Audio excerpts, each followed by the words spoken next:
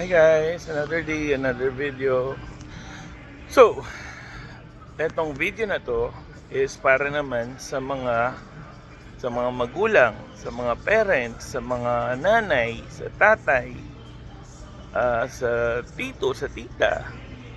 So, sa pasensya na po kayo, huwag kayong magagalit sa akin ha. Ang ano naman namin, ito naman ang concern ko sa mga parents. Sana po pag binibigyan kayo ng anak ninyo, ng pamangkin ninyo, anything, maliit man yan o malaki, dapat po bigyan nyo ng importansya. Dapat po i-appreciate nyo, magpa-thank you kayo,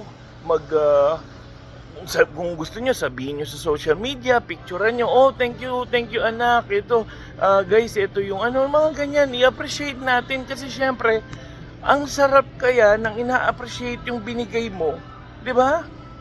Pagka may nakita kang aksidente sa daan, pipicturean mo, bibidyohan mo, tapos ipopost mo.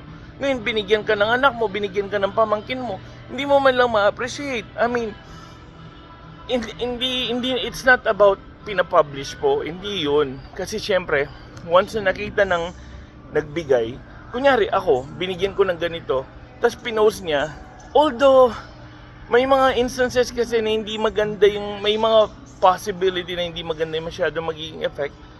Pero, considering na nakita ng, kunyari, binigay ko, tapos bigla-bigla, in-appreciate mo, pinost mo, matutuwa yung ibang tao, hindi naman lahat. Yung iba naman sasabihin nila, oh, tita, tito, wag mo nang ipopost sa Facebook kasi ito kasi yung problema eh.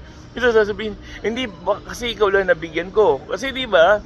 Kasi imagine this. Binigyan ka, ikaw lang ang binigyan. Ikaw lang ang nabigyan. Anong ibig sabihin nun? Di ba? Imagine, ikaw lang ang binigyan out of everyone na kamag-anak nila. Out of everyone na tito nila, na tita nila, na pinsan nila, na nanay, di ba? Imagine, ikaw lang ang binigyan. Tapos hindi mo man lang mai-brag, hindi mo man lang ma-appreciate. Parang gano'n, di ba? Kasi may mga instances na sasabihin, "Oh tita, tito, wag niyo nang ipo-post sa Facebook." Which is yung part na 'yon, maintindihan natin 'yon. Doon sa part na 'yon, maintindihan natin na wag mo na, pag sinabi niya wag mo na sabihin sa Facebook, meaning ikaw lang ang binigyan. Pero meaning special ka, 'di ba? And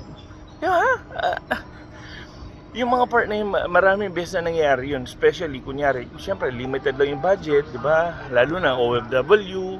Tapos, hindi natin alam magkano lang pala yung sahod. Hindi naman namin ibabrag, hindi namin iwawagayway yung sahod na yun. Kasi minsan, kulang pa di ba? Kung ako nga, nandito na ako sa Amerika, nandito na kami sa Amerika.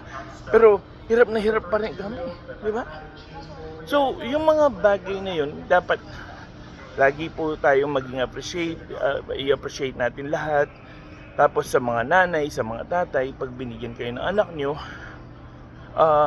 sana po maging dalin nyo sa, although syempre ayaw kong pakialam si mama, binibigyan ko si mama, pero hindi ko na tinatanong saan niya dinala nung ginawa niya, wala na akong pakialam, binigay ko na sa kanya Pero syempre mas ma-appreciate ng isang tao nagbigay na pinahalagaan mo, binalyo mo yung binigay niya. Pag nakita ng ganun, syempre sasabihin, hindi yung kung saan lang mapupunta, di ba? Pero ako, hindi ko naman inaano yun. Okay lang naman. Importante, naibigay ko yung obligasyon ko. Yun lang naman ang importante. Anyway, yun lang. Thanks.